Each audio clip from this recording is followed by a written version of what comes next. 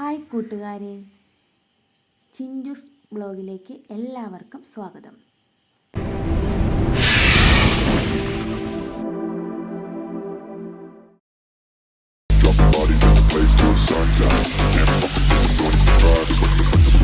I'm the last one to die.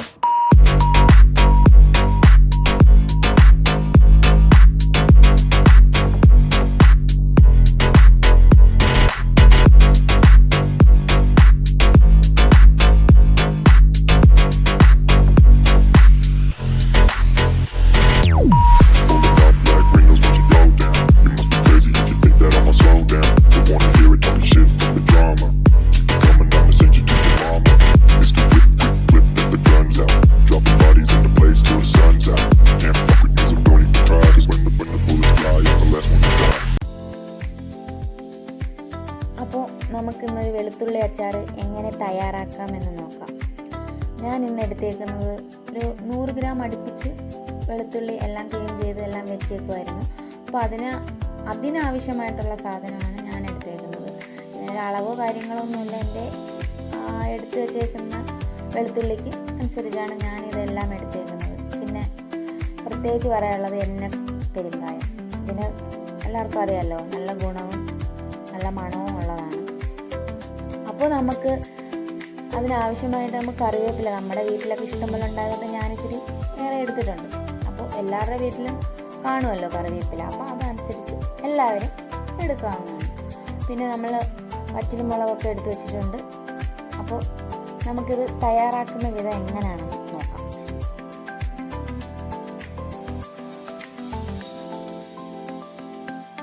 വെളുത്തുള്ളിയും കാന്താരിയും നമുക്കൊന്ന് പുഴുങ്ങിയെടുക്കണം. അതിനാദ്യം തന്നെ നമ്മൾ വെള്ളം തിളപ്പിക്കാൻ വെച്ചിട്ടുണ്ടായിരുന്നു.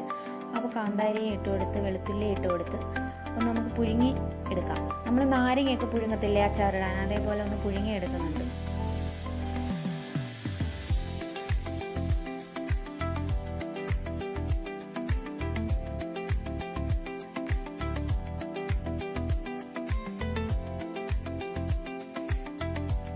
ഇനി നമുക്കതൊന്ന് എങ്ങനെയായെന്ന് നോക്കാം. അപ്പോൾ നമ്മുടെ പാകത്തിന് ഒരു 10 മിനിറ്റ് ആവിയിൽ വേവിച്ച് റെഡിയാക്കി വെച്ചിട്ടുണ്ട്. അപ്പോൾ ഇനി നമുക്ക് ബാക്കി സ്റ്റെപ്പ് എന്താണെന്ന് നോക്കാം. അപ്പോൾ നമുക്കിതൊന്ന് എടുത്ത് വെച്ചിട്ട് എല്ലാം കറക്റ്റായിട്ടുണ്ട്. ഇനി നമുക്കൊരു പാത്രത്തിലേക്ക് തട്ടിയിടാം.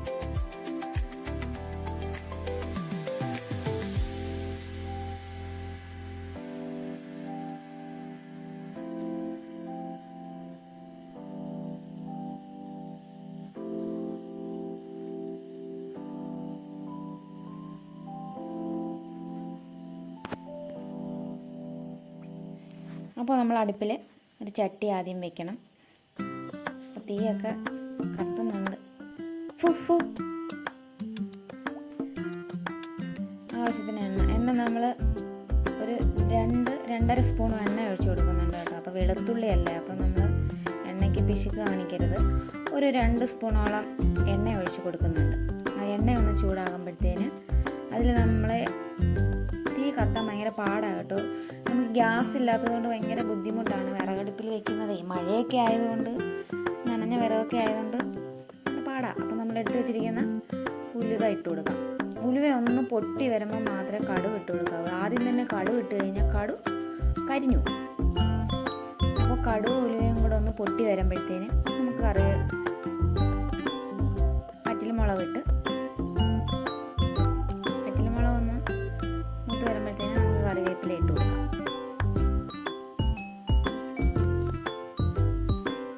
എന്നിട്ടൊന്ന് ഇളക്കി കൊടുക്കാം. ചെറിയ തീയിലാണ് ഇട്ടേക്കുന്നത്.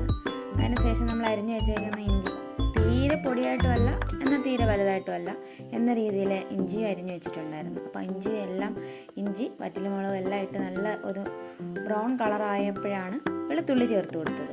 വെളുത്തുള്ളി ചേർത്ത് കൊടുത്തിട്ട് നമ്മളൊന്ന് നല്ലപോലെ അതിൻ്റെ പച്ചമണം മാറുന്നത് വരെ ഒന്ന് വഴറ്റി കൊടുക്കണം. അതിനുശേഷം നമ്മൾ പുഴുങ്ങി വെച്ച കാന്താരിയും കൂടെ അതിലിട്ടിട്ട് നന്നായിട്ടൊന്ന് മിക്സ് ചെയ്ത് കൊടുക്കാം. നമ്മളെടുത്ത് വെച്ചേക്കുന്ന മഞ്ഞൾപ്പൊടി ഇച്ചിരി ഏറെ ഇടണമെന്ന് വെച്ചാൽ നമ്മളതിനകത്ത് വേറെ ഒന്നും ചേർക്കുന്നില്ല. വറ്റൽമുളകോ കാര്യങ്ങളോ ഒന്നും ചേർക്കാത്തതുകൊണ്ട് മഞ്ഞൾപ്പൊടി പിന്നെ നമുക്ക് ആവശ്യത്തിന് ഉപ്പ് ചേർത്ത് ഒന്ന് ഇളക്കി കൊടുക്കാം.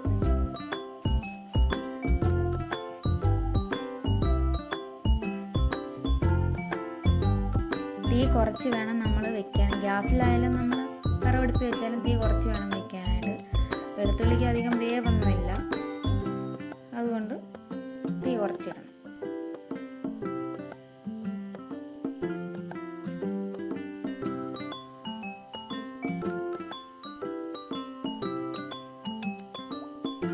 അതിനുശേഷം നമ്മൾ കായപ്പൊടി ചേർത്ത് കൊടുക്കണം. കായപ്പൊടി ഒരു 1/2 സ്പൂൺ ഇട്ടിട്ടുണ്ട്. കായപ്പൊടിയാണ് മുമ്പിൽ നിൽക്കേണ്ടത്. കായത്തിൻ്റെ മണവും ഇഞ്ചിയുടെ മണവും ആ വെളുത്തുള്ളി ആ എണ്ണയിൽ കിടന്ന് മൊരിഞ്ഞ മണം, എന്ത് മണവാ ഇത്! ഈ മണം തന്നെ കേട്ടാൽ ചോറ് കഴിക്കാൻ നമുക്ക് വേറെ ഒരു കറിയുടെ ആവശ്യവും ഇല്ല. പിന്നെ നമുക്ക് ഇതിനകത്തോട്ട് 2 സ്പൂൺ വിനാഗിരി ചേർത്ത് കൊടുക്കണം.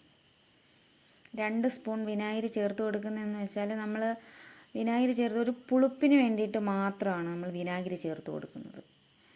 അപ്പോൾ നമ്മൾ വെളുത്തുള്ളി അച്ചാർ ഇടുമ്പോഴത്തേനും നമുക്ക് പുളിപ്പ് കിട്ടത്തില്ലല്ലോ. അപ്പോൾ അതിനും വേണ്ടി, പിന്നെ കേടാവാതിരിക്കാനും വേണ്ടിയിട്ട് നമ്മൾ 2 സ്പൂൺ വിനാഗിരി ചേർത്ത് കൊടുക്കുന്നത് നല്ലതാണ്. അതിനുശേഷം നമ്മൾ ഇളക്കി വെച്ചിട്ട്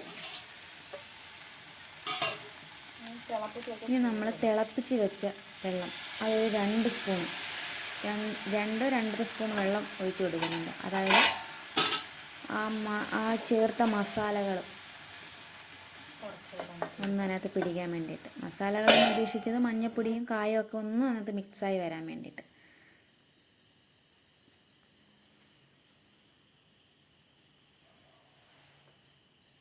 അങ്ങനെ നമ്മുടെ വെളുത്തുള്ളി അച്ചാർ ഇവിടെ റെഡി ആയിരിക്കുന്നു കൂട്ടുകാരെ. ഇത് തുറക്കുമ്പം തന്നെ വീട് മൊത്തത്തിലൊരു അടിപൊളി മണമാണ്. അപ്പോൾ നിങ്ങൾക്കും ഇതേപോലെ ഈ അച്ചാർ ഉണ്ടാക്കണമെങ്കിൽ, അതായത് ഇത് കണ്ടിട്ട് ഇതേപോലെ ഉണ്ടാക്കി നോക്കണമെങ്കിൽ എല്ലാവരും ഒന്ന് ട്രൈ ചെയ്ത് നോക്കാം. ഈ അച്ചാർ ഉണ്ടാക്കിയേക്കുന്നത് സ്വന്തം റെസിപ്പിയാണ്, എൻ്റേതായിട്ടുള്ള മാത്രം വെച്ചിട്ടാണ് ഞാൻ ഈ അച്ചാർ ഉണ്ടാക്കിയിരിക്കുന്നത്. അല്ലാതെ ഒരു വീഡിയോ കണ്ടിട്ട് ഞാൻ ചെയ്തതല്ല, എൻ്റെ രീതിയിലാണ് ഞാൻ ഈ അച്ചാർ ഉണ്ടാക്കിയിരിക്കുന്നത്. അപ്പോൾ നിങ്ങൾക്ക് എല്ലാവർക്കും ഇഷ്ടപ്പെട്ട ഇതേപോലെ ട്രൈ ചെയ്യാൻ നോക്കാം. വളരെ ടേസ്റ്റാണ് ഇതിന്. വളരെ നമ്മൾ കഴിച്ചു വയ്ക്കുമ്പോൾ വളരെ ടേസ്റ്റായിട്ടുള്ളൊരു സംഭവമാണിത്. അപ്പോൾ നിങ്ങൾക്ക് കണ്ടാൽ തന്നെ അറിയാം ഇത് എത്ര മനോഹരമായിരിക്കുന്നുവെന്ന്. അപ്പോൾ നിങ്ങൾക്ക് എല്ലാവർക്കും എൻ്റെ വീഡിയോ ഇഷ്ടപ്പെട്ട നിങ്ങൾ ലൈക്ക് ചെയ്യണം, നിങ്ങളുടെ കമൻറ്റുകൾ അറിയിക്കണം. അതാണ് എനിക്ക് ആവശ്യം. നിങ്ങളുടെ കമൻറ്റുകൾ അറിയിച്ചാൽ എനിക്ക് അടുത്ത വീഡിയോ മെച്ചപ്പെടാൻ